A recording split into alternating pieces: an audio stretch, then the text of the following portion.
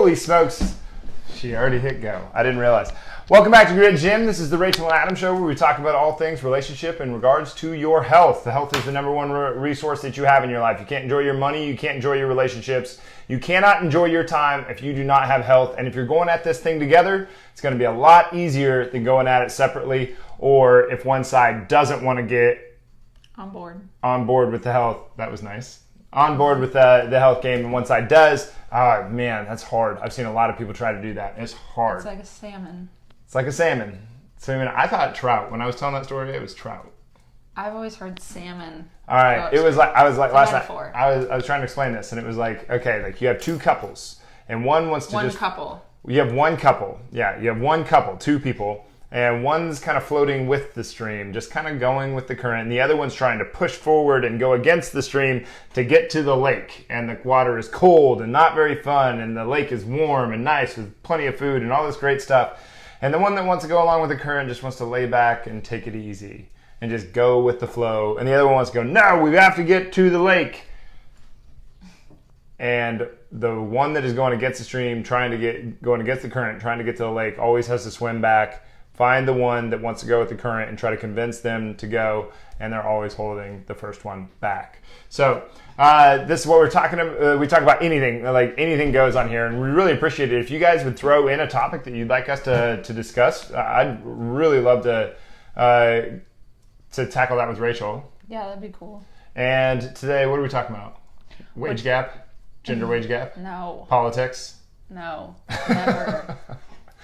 Neither of us are big fans of that. We thought we would talk about the negative self-talk that we do to ourselves and like the victimizing ourselves versus fueling talk that you can start to establish and practice on a daily basis to bring yourself up rather than the tendency for some of us to bring ourselves down. Okay, and what do you say? Give into that. What do you say to the person right now that they heard that and they're like, "Well, yeah, say positive things to yourself, even though I don't." They're probably doing the exact same thing. They're probably in the victim mindset. Or what if they're just thinking that's so simple that it's trivial? I think it's extremely tricky and sneaky, and it works our way into our You're human. It's going to pop up into your lives. I think more people acknowledge it and realize that it happens pretty often than others. I think even the people that know that this is a thing, and then there's a lot of stuff on social media right now about it, where there a few years ago there was that Dove commercial. Then there's been these social experiments where people have done different things, and other strangers confronted the person that was doing the bad talking, even though those were things that we all say to ourselves. I think we overestimate how much we understand about this thing, and we underestimate how much it affects us to a degree that I cannot express. Yeah, and that's kind of so we like to talk about relationships in this. The most important relationship is the one that we have with ourselves. It's the foundation of course. The people that are going to be surrounded by you, or you're going to surround yourself with, whether it's your coworkers, family, friends, the children you might have along the line, your family members. It's going to affect everybody around you. So focusing on yourself and building that foundation up rather than This is one of those selfless versus selfish things. Like the selfless people are usually the biggest assholes. And even if you think about it, like how I just said, children, do you want to be that negative influence in your children's life and be that that role model for that type of talk to yourself? Yeah, Or do you want to be the negative influence in the room that kind of just brings everybody down? I don't think any of us want to do that, but I think we do tend to do that and not notice it. Well, you need to do that though. You need to confront the beast. So if you're not willing to look at yourself hard and realize the evil that you have the capacity for evil, then you're going to have a really tough time noticing anything good about you if you can't acknowledge all the pieces of you. If you can't sit back and say, well, I'm not always the hero of the story. But that's kind of why I worded it, the victimizing versus the fueling. Yeah. So changing the mindset of, well, this is just how it is, to, no, I need to do something about this. I have the power to do this. I have the power to change my situation. Yeah, can we explore that a little bit? Sure, yeah. Because there are people that think this is just how it is. You can't do anything about it. Well, that's the sneaky part about it too. Yeah, That's what we're told. you a believe lot of it, like- because it's a lie, right? Yeah, we all have somebody in our lives that's kind of just made That's it good. the norm. You know what I mean? Like the role model of, well, this is just how it is. Yeah, like, So I mean, it- beyond the norm, I mean, just accepted without any confrontation, like accepted to the point where us pointing it out to anybody would be like us asking them to stab their best friend in the back. Mm-hmm. I mean, to the point where like they can't believe that there could be any other possible scenario. Yeah. That was a telemarketer, I guarantee you. I hope so. But I really think that's true though. Like people, they will deny this so much. They're like, nope, I'm not a victim, and or I would never do that. And it's like, well, yeah, you would. Well, and that's the red flag, and I do that a lot. But We all like do I it. also There is no one exempt from this. No, yeah, Zero. we all do it. But like in the moment when somebody's telling you something or telling you something about yourself that you don't necessarily like, That's a rough it might one. be a learning moment, which it happens a lot. Like I remember when I was in, I was in high school or like early high school, and I remember 3 of my friends kept saying the same thing, like, you always like to argue, and after a while it was like, I didn't want to hang out with them because they always were like ganging up on me and telling me that I like to argue, and I'm like, well, maybe I like to argue, and maybe they're right, and maybe I am being like, Yeah, well, that's the maybe thing. I am being the negative influence in that conversation. So I had to take a look at myself. I mean, that's a early learning experience. You have to where, start questioning, right? Yeah, Yeah, instead of arguing with that, I had to start questioning and be like, if this is a pattern, then maybe there's something to it, and maybe I need to explore it and not just take them coming at me as like they're ganging up on me. Maybe it's a way that I can. It's a mirror on my behavior. Yeah, so maybe. that I can acknowledge it. That's the idea by not killing the messenger, right? Yeah. It's really hard. Like the Gloria Steinem quote: "The truth will set you free, but first it's going to piss you off." Like I think that's the extremely messenger. true. Like you get the message. Like the person that reflects what you don't like about you, or the things that you don't like in other people, are usually the things that you don't like about yourself. The things that you notice in other people that you don't like are usually the things that you don't like about you. And in that moment, you're getting a message, and they are the messenger. And it's very easy to be like, fuck you, asshole. That's not but why really, you're saying that to you. we talk about. Don't like, kill the messenger. We've had shows about like surrounding yourself with people that don't just stroke your ego. Yeah. Like having like a true friend will tell you, Yeah. hey, this is what you're doing. Yeah. Hey, this is like, Yeah, hey, like there's Amber- spinach in your tooth. They might Yeah. not want to hear that. Nobody wants to hear that. Yeah, But that's one of the things I appreciate the most about Amber is like she just will kick you the real deal. She's like, this is what I think. It's like Amber is his assistant, if you guys didn't know. assistant sounds too. Well, what do you call her? I don't know. She's Amber. Amber. She's the operations your- manager. She's She's your fantastic. Amber. Yeah. Yeah. So, She's my Amber. yeah. Anyway, If there's but a- she always kick you the real deal. Like, hey, you got a booger in your nose. Okay, thank you. I don't think she's ever told me that. But, it's possible. Many times. Yeah, every day. But yeah, so like I wanted to explore, why do we do this? Why do we go towards I don't know. the victim route so easily and not I mean, maybe, I don't know if you can relate to this, but it's a common personality trait of a lot of people that I think it's comfortable in the fact that you can say, well, I'm a victim. You put yourself, you take yourself off the pedestal and be like, well, it's not in my control. I can't control this. They're ganging up on me. Yeah. I'm the victim. So You I absolve can't yourself do anything. of Yeah. responsibility. You're taking away the responsibility and the ability for you to change your situation. Yeah. So- it's their fault. It's not mine. Like you absolve, even though it's like swimming in shit.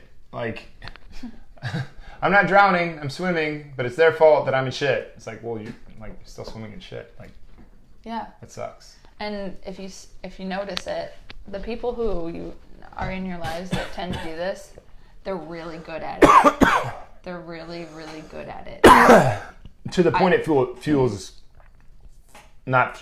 fools you and fools them. Yeah, like you start to feel like an asshole for pointing out. Me? In well, particular? I'm just saying, like, Yeah. for you to be the person. I don't want to say this, but there's a particular person in my life who I swear if I had an hour-long conversation with this person, it'd be 58 minutes of complaining. Why do you call them? Are they a friend? It doesn't matter. But what I'm saying is, like, they are so comfortable and good at it that that's all they know. You know what I mean? I've gotten in that trap before. And then on top of that, for you to like call them out on that, they are in complete denial and have no idea what you're talking about, and you're the asshole all of a sudden, and blah blah blah blah. That's the thing. Knowing yourself is just such a hard thing to do. Like, we took those personality tests, and I haven't been able to stop thinking about this. And even while the test was going on, I couldn't stop thinking about it. We took this. We take a personality test every once in a while. Just like anyone new pops up, and I'll pay the $10 or whatever it is to take the test. I'm like, yeah, let's find out. Let's roll the dice. And this apparently is widely regarded as the most evolved, most, like, best personality test that's out there so far. What's it called? The Big Five. And so we take it, and the whole time that I'm taking this test, I'm like, well, how much of this is me? Because I'm still having to answer how I perceive myself. And what do you know about you? You don't what do you what do I know about me? I don't know anything about myself. And I've had massive training in this. I've got coaches. I've read I don't know how many books. Just massive training in the area of mindset and psychology. And what do you know about you? You don't know, you don't know much about yourself. Well, it's like seeing yourself squat. Like, good luck looking at yourself while you squat. I don't care if you have a mirror in front of you. You can't see you. And I think the same thing is true with psychology. So when you're filling out that test, is like, what do you think that you know about yourself? I think it makes it very difficult. I mean, it's kind of like you don't know until you know. Like, you're... Okay, Biggie Smalls. Well, whatever. But, for you to start to explore it, you understand how much you don't know.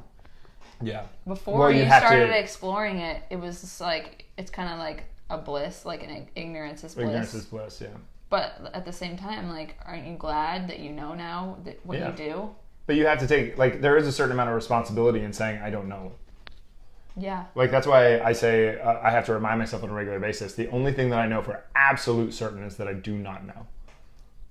That's why you keep seeking understanding and trying to figure out. I mean, the personality tests give you, it's like some sort of insight or mirror into how you think, behave, and yeah, that's the thing. I think you're trying to peel back layers to get to know who you are, and then you try to use those as best you can and learn as much as you can.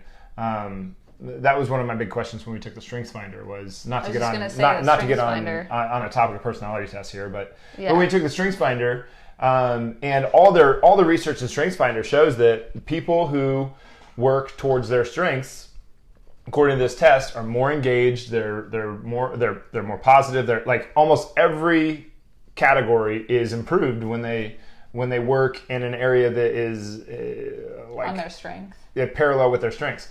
And I thought, my question is, because people don't know each other themselves very well, so when they assess their strengths, they're answering for what they think is accurate. And so if that is the case, are they more engaged with the work because they think that they're good at it, or are they more engaged with the work because they actually are good at it? I don't know. That's the thing about personality tests. They're kind of biased because you think you know yourself and you think you have a tendency to do this or that. So I think there's a lot of power, not the cliche power in saying I don't know as a humble thing. I'm not talking about being humble. I'm talking about taking it down your defenses, so that you can, because a wall is just as much a prison as it is a protection. You're not going to allow much in, if you have a wall up, but you're also going to keep yourself in. It's both.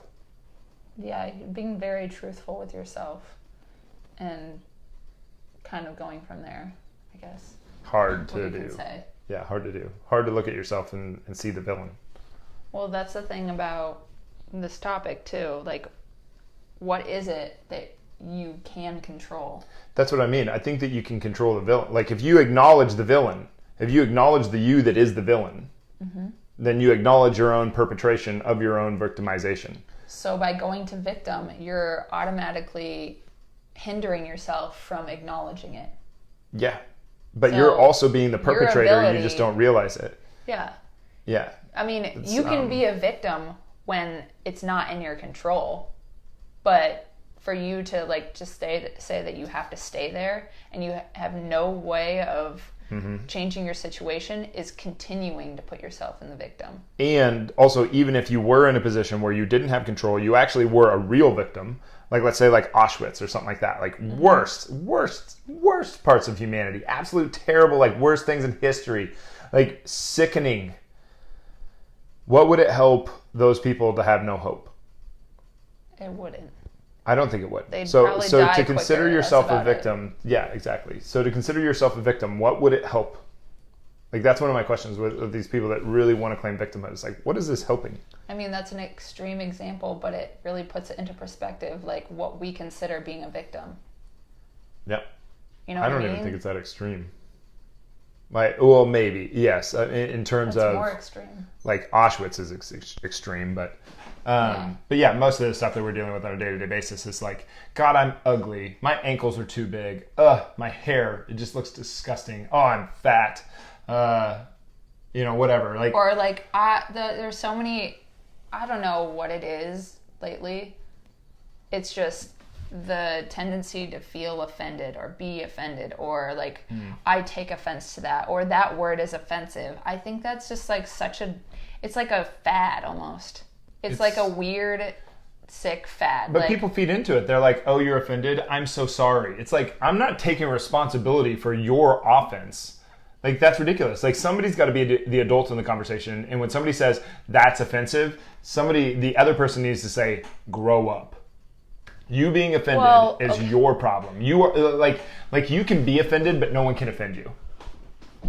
And we don't always see eye to eye on this kind of thing. So it's kind of crazy for me to even be saying that. Yeah. Because Yes, it is. I do relate to a lot of people, but at some point I think if you constantly find yourself being offended and you're the getting common in denominator. those Yeah. kind of confrontations, like, why are you always so offended? Yeah. What is it about somebody saying a word that puts you in such a negative space that you feel like you have to stand up for yourself? And like, I get like Wait, certain I don't know if that's standing up for yourself. Like, screaming "I'm offended" is not. I don't know if that's standing up for yourself. Well, whatever they just to think that jump they're in doing. And I know I jumped in there, but whatever they think they're doing, I think it's kind of continuing, like you're continuing that pattern of that word and that behavior, creating an ability for people to continue to be a victim, if that makes sense. And if You're giving them an excuse to Right. do it over and over and over, and then putting it on social media and being like, this is something happened and I was so offended, but that was your experience. Why are you like bleeding that out to everybody else? Like, you probably could have handled that a little better. Yeah. And not. Well, the thing, I think they're looking for I think they're looking for comfort, first of all. But like, It's like comfort. There's It's a two comfortable things on my mind space to be. around this topic. It's one, I don't think it is healthy to reach for the comfortable. I think you should reach for the strength to bear it. Like, you don't want the waist to be lighter, you want to be stronger. You don't want to buy looser fitting clothes, you want to get more lean. You don't want to you don't want to buy a tighter t-shirt, you want to have bigger muscles. Like there's a difference You between don't want these to two buy things. the cheap version. Wait, what were you talking about before? You were saying you want to pay extra because. Better to pay more for what you do want than less for what you don't. Yes. That too. Wait, say it again, but slower. Better to pay more for what you do want than less for what you don't. Yes. Yeah, I have to remind myself of that all the time. But the other thing on this is that with self-victimization, no, basically none of us are ever going to look at ourselves and be like, you know what, I'm doing this to myself. And you can't be a victim without a perpetrator. And so you will look for a perpetrator. Okay. So if I'm sitting there being like self-victimizing and I'm saying what a terrible person I am and God, I'm so fat and all this different stuff and blah, blah, blah, blah, well, it must be Rachel's fault because she's in proximity to me. Can't be my fault because I'm the victim. I'm offended. So it must be your fault. Because none of us are going to sit back and go, yeah, you know what? I'm probably doing this to myself. I'm probably the villain of the story and the victim of the story. So I'm probably doing this to me. No, we're going to look for a perpetrator. And like, why would I want her to be the perpetrator of my self-victimization? But that's what people will do. You're pulling me into your bullshit. Yeah, I think that's what, when people stand up and they're like, that's offensive, they're not standing up for themselves. They're pointing at who they think, they're pointing a loaded gun at the person that they think is the perpetrator when they are their own perpetrator. They're the one who got offended. And like what I was going with the whole strength, like you don't want to reach for comfort, you want to reach for the strength to bear it. Like I don't think that you want everybody else, we were talking about this morning with the gentle thing. I don't think it's like there's a point here, like with Rachel, I need to be as gentle as I can, but at the same time, she got to get tough.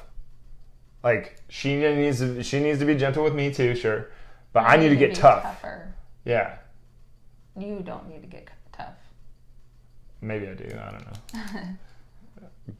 But it's like a this and this. Like we have to come to some sort of agreement that I'm not gonna get offended every time he looks mad in my direction, and he's not gonna just go from. When I give you that, what was in the movie the other night that we watched? Hairy eye. That's what she said. She's like, that guy was giving me the hairy eye. I'm like, I've never heard that before. The hairy eye? What's the hairy eye? Well, you definitely have a hairy eye.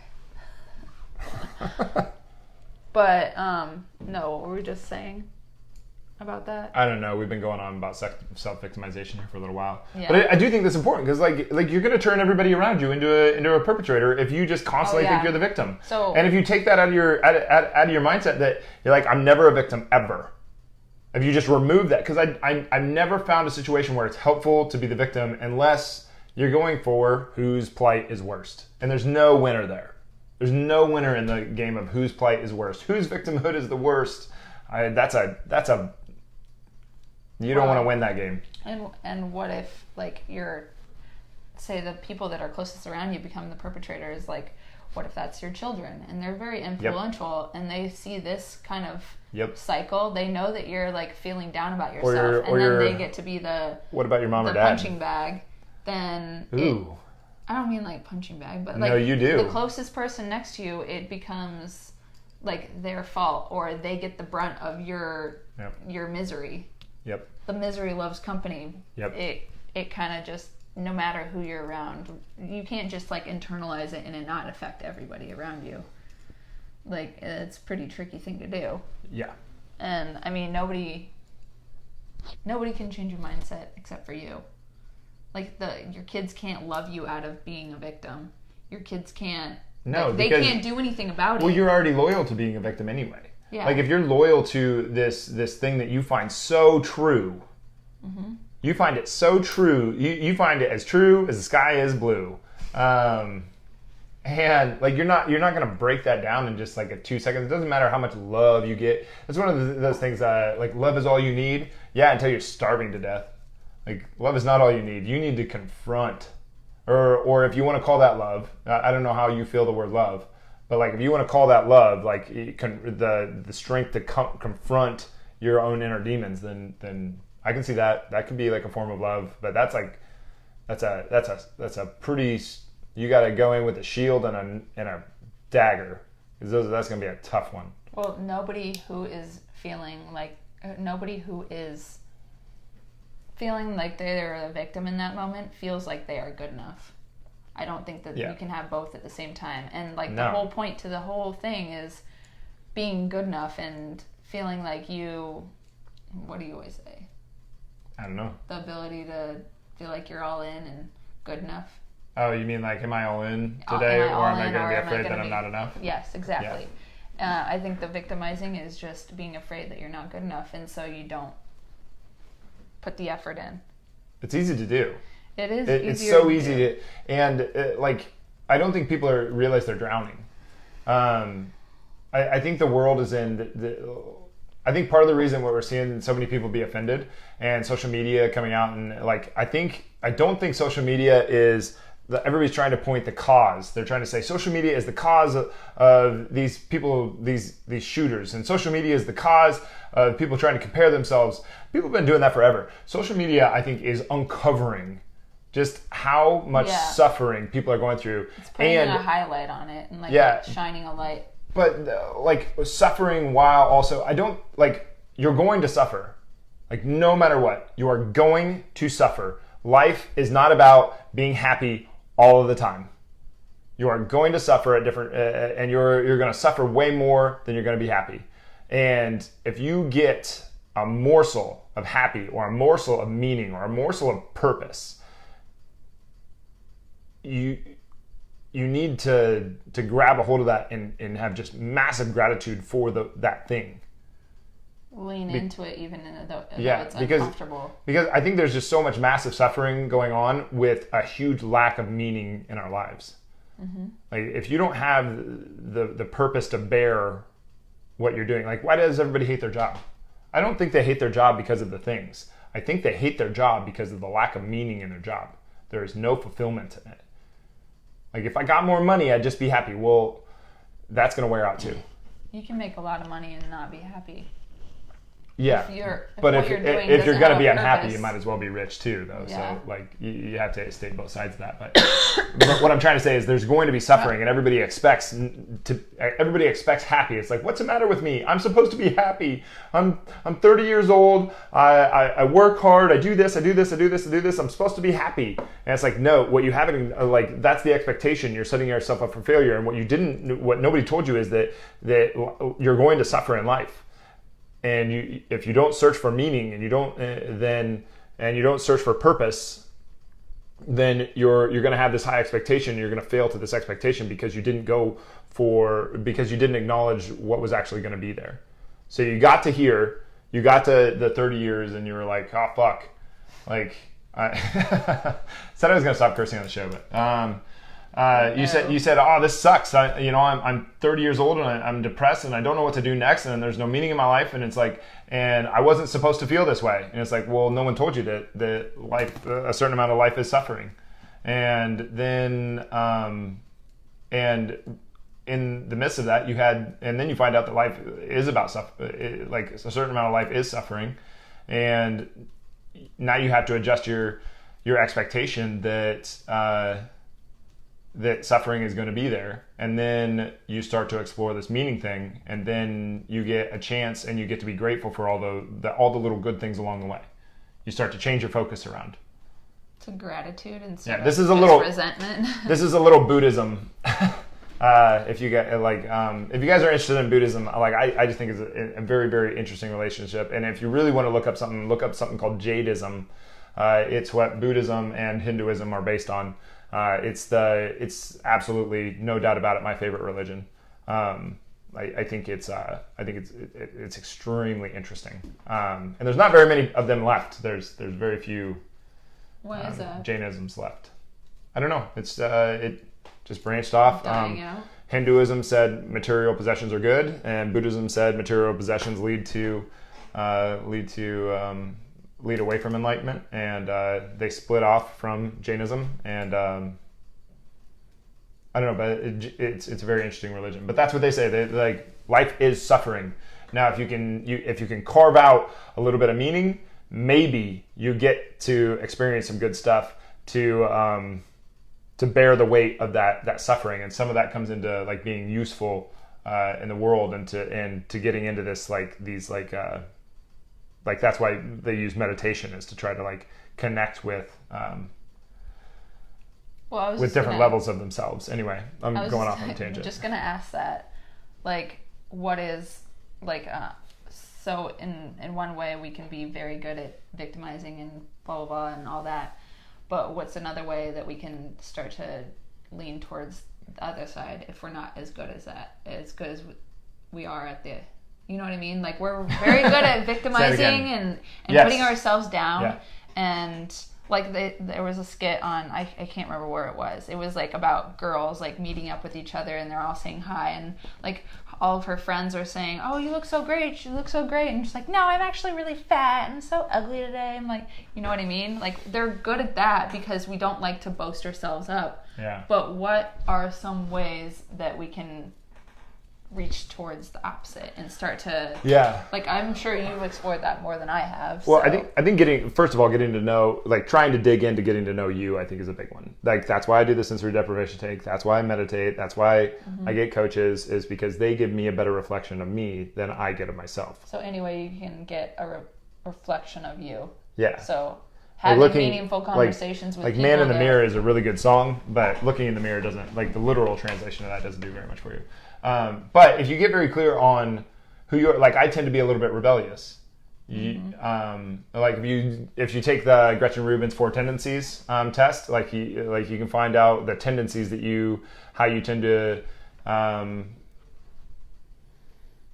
meet expectations. And so like you're more of an obliger, I'm more of a rebel questioner. Rebels can be questioners or obligers, and I'm a rebel questioner. So I ask a lot of questions and I will only do things if they absolutely make sense to me. So like if it doesn't make sense to me, if it doesn't make logical sense, I don't care. I don't care. You can give me as many speeding tickets as you want. You can give me as many violations as I want. If I don't agree with stop signs, which I do agree with stop signs. But if I don't agree with stop signs, stops at stop signs. I'll just go through the stop sign. But that's just an example. But for a more rebellious type person, you would not say, you have to do this, you have to do this, you have to do this. Mm-hmm. That would be a really bad way to self-talk to a rebellious person. Yeah. For me, I have to say, this is why. I can do this, I can do this, I can do this. Okay. For you, I'm more of an obliger person, a person who takes on external expectations extremely well, but does so poorly with internal expectations. You have to say, you have to do this, you have to do this, you have to do this to yourself. So an obliger would have to say, you have to do this, like as if like you've divided yourself into two people and the other person's speaking back to you. Mm-hmm. Whereas a rebellious person needs to talk to their self and say, I can do this. I can do this. I can do this. Because if I sat around and said, I can do this, or you have to do this, you have to do this, I'm going to rebel against that. Yeah. So that's one of the things, just from Rachel and I's perspective, of one thing that you can do. Know yourself, and then use your words wisely. I think also, if it's like a pair of people, having a third person, like a mentor, is extremely helpful. Yep. Because that goes into the know yourself. Yeah, knowing yourself and knowing your relationship as well, like how you perform or not perform in a relationship, but like how you operate in a relationship, like what you're like how you were saying, the tendencies. Yep. Get somebody outside of your relationship to help you with the relationship. Like if it's important, you get a coach. You like time, money, health, and relationships. If you don't have a coach for at least one coach for each one of those things. It doesn't even necessarily mean a coach. It could be a mentor or somebody that's like some kind of a coach, a trainer, a mentor, a third party, somebody that's to in that area. Somebody that's been where you are before, has some expertise, something. Yeah. Yeah. I mean, I think it's for us. It's been extremely beneficial. Yeah. Whether you, I don't know how anybody does it. Like without that. I look at how the complication. You can read a book and get almost nothing out of it if it's not being internalized. You know what I mean? Like you could be like, oh well, that's not me. This doesn't apply to me. But when somebody is like saying like, did you hear what you just said? Yeah. Did you hear how you responded to that situation? It's like, wait, what? I am that person. Mm-hmm. I do that a lot. Yeah. And then once it's pointed out to you, I mean, you can start breaking that down and noticing every time you do it and why you do it. It's really tough. No, it's extremely tough. It's super tough. You start to say like, wow, I'm pretty shitty at doing what I thought I was great at. You know what I mean? But that's good though, because then you analyze and you get better at the thing. That's just growing your strength versus reaching for comfort. And what I meant by like, I don't know how anybody does it without a coach. Like, I don't get how anybody has a meaningful relationship without going to a coach. Like I know you didn't, but like I had like serious relationships before you. They weren't really, like, I look back on them and they're like, those sucked. They sucked so bad. And I don't think it was because... But in the moment, you thought that it was normal. It was normal. Not in the moment. It was normal. It was a normal relationship. So it's what almost every relationship does. I don't know. It was extremely normal. But we're not going from normal, right? Yeah, if you're here to be normal, you're in the wrong place. Yeah. That's why we have to start with ourselves. Yeah. I think our time's up, so. Is it up? Yeah. How did we say that we were going to, like, what did we say? Like, oh yeah, Ron Swanson. End of speech. End of speech. Yeah, we just finished Parks and Rec. Yeah, Rachel finally finished all the episodes. I didn't watch the saw the beginning last- ones, though. I just watched along with him, so, like, there's a lot of times in between that... I've seen them all twice. Yeah, I had to ask him at least questions twice. like, wait, how is this happening? But, no, it was a good show. The last one is rough. Yeah, it was sad. It's sad to say goodbye. Yeah. But yeah, I just thought that this was kind of a good time to bring up this topic. We kind of touch on it all the time. But really, like, none of this all matters unless we are nice to ourselves and give ourselves the credit to do all of this. Both sides of the spectrum, though. Yeah. Nice to yourself That's what I mean. Like, also means being hard on yourself. yeah, fueling. Yeah. Not like, not letting yourself go into the normal of the victimizing, The comfort. and the comfort. And I mean, comfortable can be. if you find yourself offended, you did something wrong, and you've got to acknowledge it, and you've got to say, what did I do wrong here? Not they're the jerk. You are the jerk. No doubt about it. Yeah, because I mean, you can get comfortable at feeling yourself too. Yeah, it's because then just gonna be a long. You're just road gonna pull if some you're- righteous justification. You're gonna arbor all that resentment for I'm a on very that long road. period of time. What's that? I'm saying, like, it's not something that you ever get. Like, I'm an expert at. I don't think. No, that yeah. I think it's That's a a good point. forever kind of journey. You're always gonna be working on this. Yep. But yeah. Yeah, and if you're lucky, one day you wake up and you're like, I didn't know that this was an option. Yeah. And you realize how much you don't know about life. Yeah. And you have this huge, humbling's the wrong word. I mean, you have this huge epiphany where it's like, I have so much more to yeah. learn. Yeah, I hit that. It was probably 2014. And I think- maybe 2013, 2014, maybe even 2012, somewhere in those 2-3 years. I mean, and it didn't hit like a wrecking ball. I mean, it didn't turn my world upside Earth-shattering. down. Like, it turned my world upside down, inside out. Yeah, it was like, are my feet on the floor right now? Am I perceiving, like, is there a pen in my hand? Like, what can I believe and what can I not believe? I mean, it was like it was like every perceptive thought that I had was like just torn to shreds. And it was like, I mean, it wasn't like I wasn't doing drugs or anything either, but it was like, is this real? Like, are you real? So was I mean, was it was- that the beginning of, like, figuring out your why? Like, I want to figure this out. I want to I don't think so. know. I think it was more like, I don't even think it was like a positive or a negative. I think it was just a thing that happened. I mean, I'm really glad that it happened. I did, like, all great things have come about because of it. But had that happened and I hadn't come to grips with the whole idea of reaching for strength, of like reaching for the uncomfortable, of reaching for and like really gone to depth with that, I think that I would have sabotaged that moment and been like, this is wrong. I have to go back to what I know. But you would have missed out on all the other stuff then. Yeah. Yeah. The limits you can push your mind to, like, I don't know, I've expanded my thoughts about as far as I can on my own, I think. And having coaches along the way have helped a ton. But like right now I'm kind of in an expansion mode where I can tell like I'm really pushing out hard. And it's exhausting, and it's really messing with a lot of stuff. Like mentally right now it's like a very hard time for me. But it's because I'm pushing out so hard into this new, like reaching out, like pushing my thoughts to a new boundary that I didn't know existed. Yeah, this is a very very very weird time for me. Wow.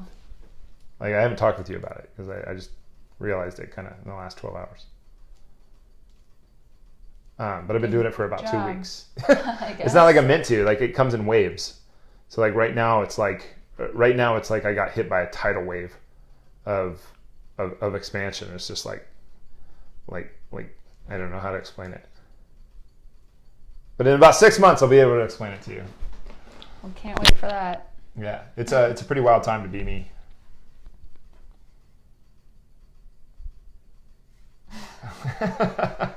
This get weird enough yet?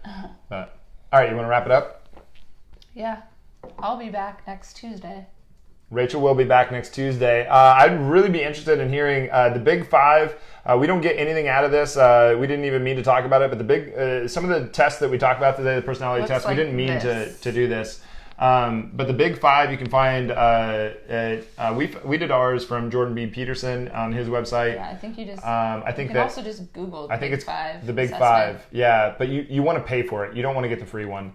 It's like $10. The Strengths Finder, I think you can go online. I think that one's like $10 or $15. Really enjoyed that one. The Gretchen Rubin's is free. I think it's called 4tendencies-test.com or something like that. But her name's Gretchen Rubin, spelled exactly how Gretchen and Rubin are usually spelled. Those are three that we really like. You can try the 16 personalities. It's kind of archaic. It's one of the first personality tests. It was really, really good at the time. It's kind of old now. But it definitely says that there's differences between individuals. But if you wanted to go and try some of those, we'd love to hear your results, and you can compare them to ours. It was interesting. It was eye-opening. Yeah. Is the Myers-Briggs the INF? Yes, stuff? You're an INFJ. Okay. I'm an INTP usually. Every once in a while I get an INFP, but I'm almost always an INTP. Yeah, that's always fun to align their personality with the person. I like looking at that. Yeah, and I think I'm just scratching the surface with the Big Five right now. I'm just starting to understand it a little bit more. So we'll have more to say about that later. Yeah, the self-authoring. Self-authoring is pretty interesting so far. I've only done the faults, so I'm pretty hard on that. Mm-hmm. Faults are kind of hard to get into. But you want to close it down? All right, thanks, guys.